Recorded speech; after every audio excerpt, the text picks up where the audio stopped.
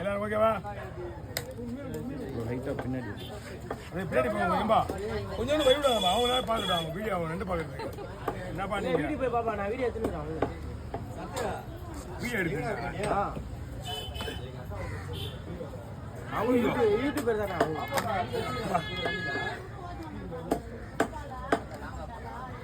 அதனால தான் வாங்குறாங்க 2 ரூபாய்க்கு அவ்வளோ. ப்ரோ vlog பண்ணிடலாம். Hi guys.